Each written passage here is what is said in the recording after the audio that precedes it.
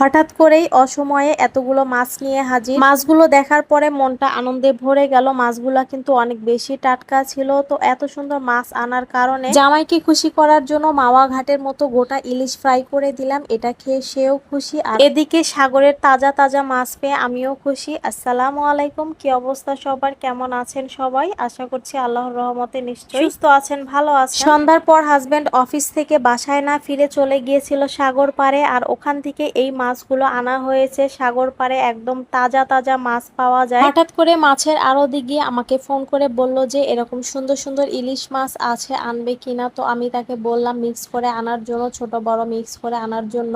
ইলিশের দাম শুধু ফেসবুকেই কমেছে, বাস্তবে কিন্তু একটুও কমেনি, প্রচুর দাম। বড় ইলিশের দাম যেমন, ছোট ইলিশের দামও তেমন। বড় ইলিশটা দুই একবার রান্না করলেই কিন্তু শেষ হয়ে যায়, আর ছোট সাইজের ইলিশগুলো কিন্তু সবজি দিয়ে রান্না করলে ভালো লাগে। এই তো মাছগুলো এভাবে এখন ফ্রোজেন